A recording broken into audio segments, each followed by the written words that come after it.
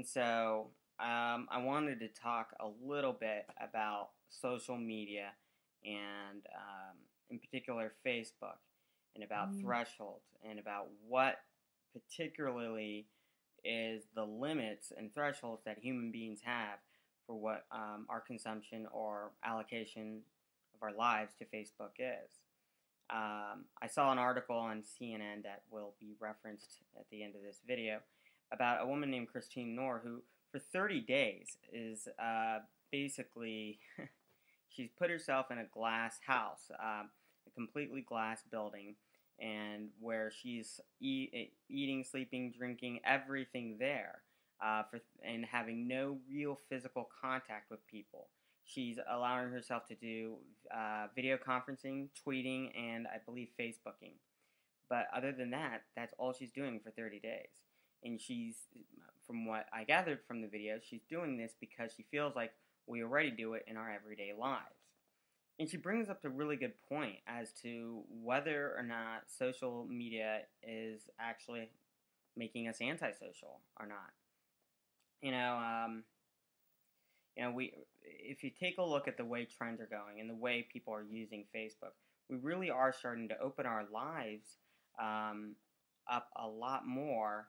But yet at the same time, it's almost like we're closing ourselves off to the rest of the world at the same time. And I know that sounds weird, but think of it this way: if have you ever been invited on Facebook to a party a friend is having, and you wanted to go, but then you're like, well, I'm not. I don't really want to go. There's going to be pictures posted on Facebook, so why go anyways, right? So you're choosing to alienate yourself from an event because you think that you're going to get the full experience of the event by watching the pictures on Facebook. There are other things about Facebook that are encouraging this kind of behavior. With features like the like button. The check-ins with being able to check into where you're at and letting the world know where you're physically at that time. And with other things that we're putting out there for the public to see, like even our relationship status, whether we're single or engaged, married, or it's complicated, we're putting all this information out for the public to see, and to interpret one way or another, whatever way they choose. So it's basically how much are we putting out there, and is it appropriate amount? Another article that I'm referencing is Google's Eric Schmidt, Dr. Eric Schmidt, who's their CEO. And Dr. Schmidt was basically saying on CNN's Parker Spitzer is that he worries about us putting out too much on the internet and what's going to be private and what's not going to be private. And he basically used the example of teenagers, is that teenagers have a high propensity to put everything in their head out on the web, in a blog or on Facebook or whatever venue they choose. And parents need to take a moment and teach their kids, how to determine or how to discuss and be able to make a decision as to what should be public and what should be private. It's a little weird that parents have to do that. You know, but in their generation and in our generation, we never really had these issues because we didn't grow up with blogging and microblogging. But it needs to be taught, or it's gonna just get out of control. And I find it interesting that a guy whose fortune is made off the web, off of people sharing and putting things on the internet. I mean, that's what Google's bread and butter is telling us to take a second, slow down, and think about what we're doing. Who's watching us? Is somebody going to be looking at what we're doing? And that is something that needs to be contemplated.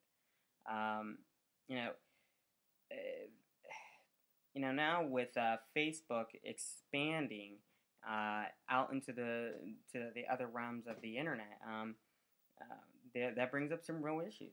Facebook launched recently the Facebook full-fledged email, which is dubbed the Gmail killer.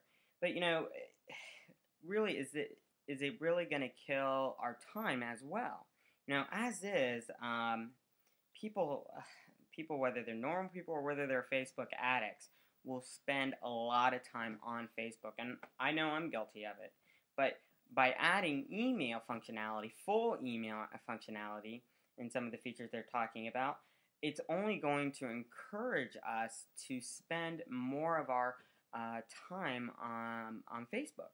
Our internet usage has been segmented. We've got Facebook, we've got our email in a different Gmail service, and or AOL, and then we have Instant Messenger in a different one, and we have news on a website, CNN.com and stuff. So ultimately, if we're not careful, all this consolidation, we're going to just be spending on Facebook. That's just more time that Facebook will have us.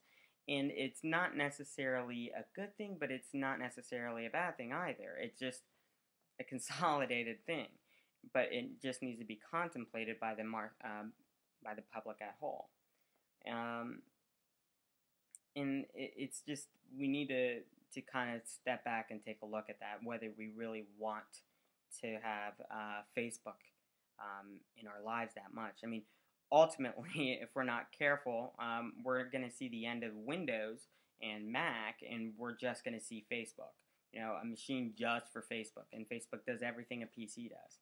I don't think that's something I personally want to do.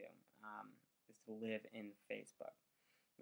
So how much should of our how much of our lives can and should we really be giving to Facebook, or not just Facebook, our internet presence altogether in everything we do, or even one step farther is our avatars for all you gamers out there in World of Warcraft. How much time and how much of your life is really appropriate to give to your avatar? I can't answer that for you, but you should at minimum be thinking about those kinds of things. And if we don't think about these things, sooner or later, we, the public, are going to be faced with some interesting questions. Our digital world and our real life worlds are going to really collide. And when they do collide, we're going to be left with one gaping big question. Where does my life start and end? And where does Facebook start and end? Is there two separate things, or is my life really is just Facebook? We have to be able to recognize that there needs to be a separation of it. It's hard to do nowadays, especially with Facebook and email applications being mobile. I have a Facebook app on my iPhone, on an iPad, or on the Google Galaxy, or being able to put Facebook onto our DVD players now, and Google TV allows these things. So it's going to be more and more in our lives, and we have to, I think, exercise restraint, because if not, we're going to find ourselves with a very real addiction to Facebook and social networking that we won't be able to break. And even if we are able to break it, there will be consequences to those breaking it, and who knows what those might be. So, as much as I am a fan of social networking, I think it just needs to be discussed and dealt with. And from there, we'll see where the world takes us. Thanks.